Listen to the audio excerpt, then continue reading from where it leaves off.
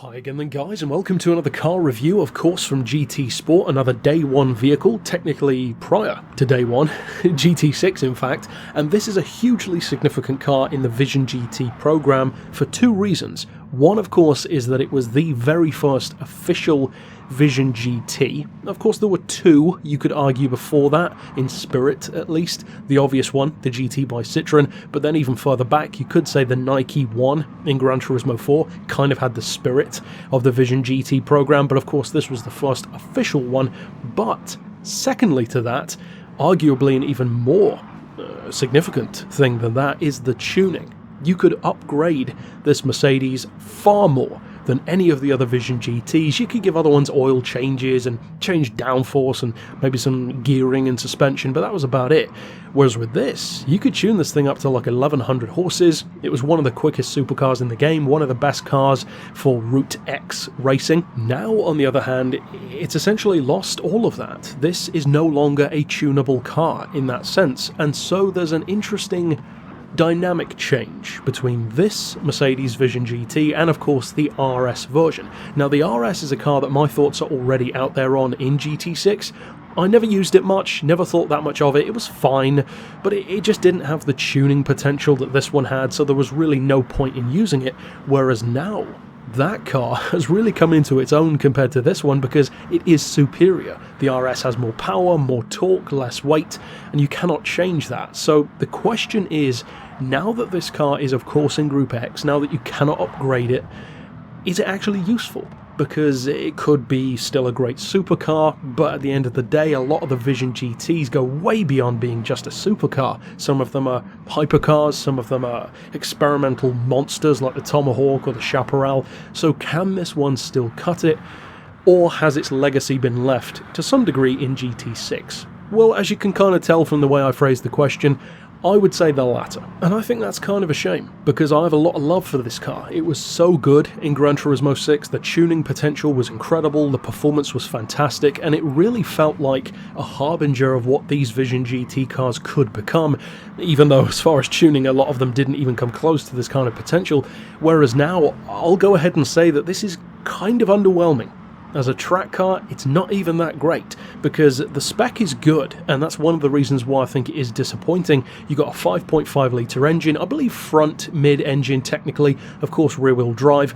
As I said, the power, the torque is good, 576 horsepower, even more torque, 590 pound-feet, and it's not heavy. It's 1,385 kilos, which is really good for a car like this.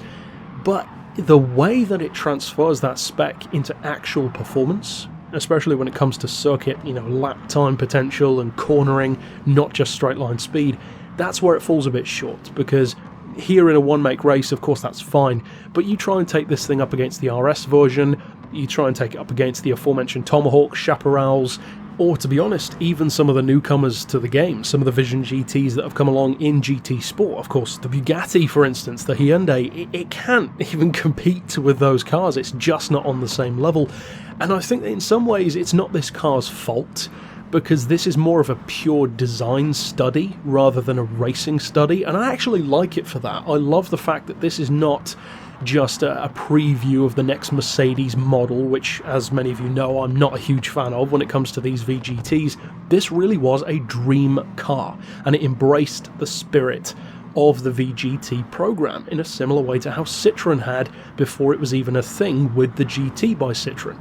Very similar kind of thing. It's this pure supercar design, but the problem is a great looking car is okay, but that doesn't mean it's going to be good for racing. And unfortunately, because of the lack of tuning, the lack of upgrades especially, you can't do much to change this car's inherent potential.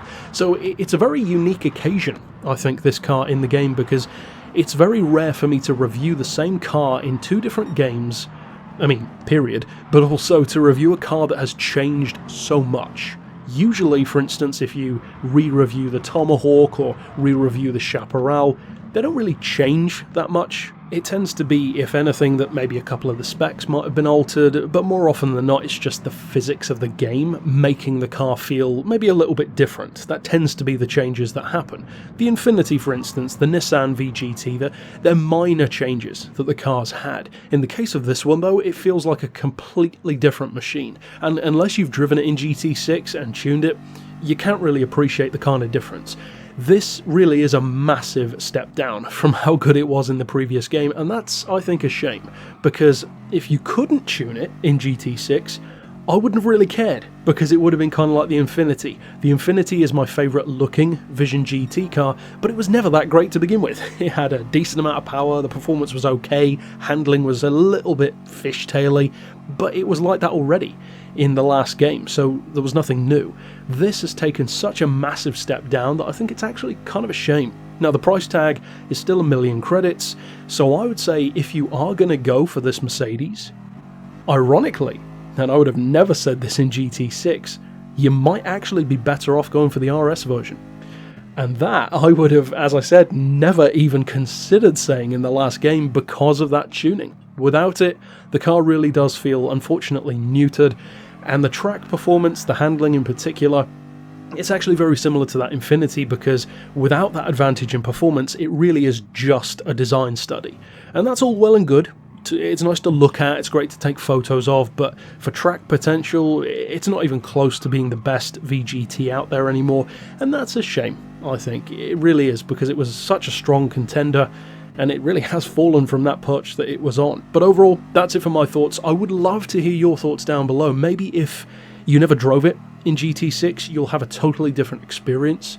Whereas for those of you who maybe came up with this channel and remember those days of the 300 mile an hour Mercedes tunes, this really has fallen a lot since then, so I'd love to hear your thoughts on what the car's like now. Do you still like it? Do you think it's dropped like I do?